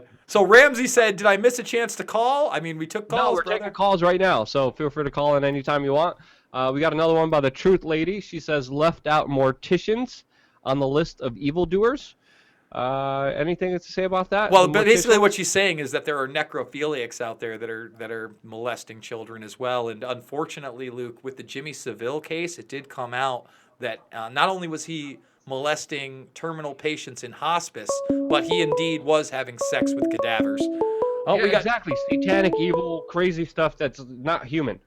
All right, we got two. I'm gonna pick one. You are live on the WeAreChange live stream with Luke and Jason. What's your name? What would you like to talk about? It's Ramsey. What's up, guys? How you doing? I'm doing just about as much as anybody else can do. How are you guys doing, my fellow critical thinkers? Very, very good. What subject do you think is the most important to chat about right now, sir? Well, to be honest with you, I just want to go over some of the comments that the previous callers made, and so also some of your guys' responses to them. About, because I noticed that when you guys talk to us, you always you're about the people, always about the people, and I find that really important. I watch entrepreneurship videos a lot, and they also stress this. And I think one of the previous callers had mentioned that we need to work on ourselves. And one of the definite trends I've seen come up lately is that people, even in the media, no matter what it is, we treat each other like scum. We're scummy towards each other. And we try to take advantage of each other. We try to just abuse each other, whether it's customer to business, person to person, or just even the media to personality or what have you. And quite frankly, it's sad. It really is sad. I'm born and raised in New York. I was there on 9/11. I was actually in 8th grade in a school in Jackson Heights when the principal walked in. And he's like, do any of your parents work in Manhattan? And my dad worked in Manhattan, but he was all right. He was fine. He was able to get across the bridge and all that. Well, brother, I appreciate the call, and I just want to talk about, a little bit about how you're talking about for the people. Well, it's all about the people. It's all about self-responsibility. It's all about us rising up together against the establishment, against the ideals that will oppress the large majority of us. That's what we have to remember, Luke. We have, as many personal differences as me and you may have, or religious differences we may have with somebody else. We're all human beings. We all breathe the same air. We all desire the same basic things. And most of us want to benefit from our life experiences with other people. We don't want to be that person at the top of the hill shatting on everybody else. And that's one of the big problems I have with the quote-unquote alternative media today. It's constantly libtard this and cuck that, and they're not interested in the conversation. They're interested in berating and belittling the other side. Well, it's tribal warfare, and it's just infotainment, and it gets click tits and, what did I call it? Hate bait. And people are getting sick of it. People, the kind of currency of it is becoming valueless because of how much it's used. And I thank you for that call. I like what you said about entrepreneurship, and the way I see it, because I've been looking into entrepreneurship. I've been hanging out with a bunch of entrepreneurs like Joby Weeks and other people out there trying to learn from there. And the biggest lesson that I have learned throughout, studying and trying to understand business, which I'm not really good at. I'm good at doing what I'm passionate about. But the one thing that I did learn about kind of business and entrepreneurship is you create a product that's a service. What service can I provide you? And you are a vast amount of people from all over the world that make me choose the best information that could help out all of humanity. And it's really something that I'm extremely, extremely, extremely grateful for you guys giving me that opportunity, giving the $2 super chats, the $5 super chats, because this is, I think, a sure way that the media is going in. If you look at our numbers, our subscribers have gone up, 27,000 within just the last 7 or 10 days. Like 27,000 subscribers just within a small window of time, because we're out there doing something that is worth doing, that needs to be done, that is not being done, and it's being done with the will of the people. And we can be that voice, we could be that funnel, we could be that tunnel. I'm more than happy to provide that service and put my butt on the line and go to places and do the reporting. And this is why I could address the super chat by Rational Selfish. And Rational Selfish says, thanks for being there in France. thank you for supporting me in France. Thanks for getting me the hits, getting me the views, the shares, the donations. I'm going to do it again. Whenever there's a big story you want me to cover, hit me up on Instagram, on Twitter, all under Luke WeAreChange. Luke WeAreChange, Instagram or Twitter. Personally message me on there. I'm going to look through the messages, and I want to be there at the next hotspot. I want to be there reporting on something that everyone's lying about, that everyone is spinning, that everyone is trying to manipulate to gain power over, and really tell you what is happening there on the ground. And with the last super chat, I kind of disagree with you there, Ishmael, who says we need to eliminate useless eaters very simply. No, I don't believe that's the problem. I believe the problem is within ourselves, within our mindsets, fixing ourselves, and then most importantly, after getting the hard work done of evaluating your traumas, dealing with them properly, getting proper health, eating healthy, and being a good, happy, productive person, then a lot of the bigger problems, a lot of the bigger institutions, a lot of the bigger corporations and government aren't fed with your weaknesses. You as a smart, intelligent, strong individual won't need government to take care of responsibilities for you, won't need the latest product that destroys itself within a couple months because of planned obsolescence, because of all this crap. You won't need the McDonald's cheeseburger that's advertised to you because it's quick and cheap, because you will have everything handled within your life.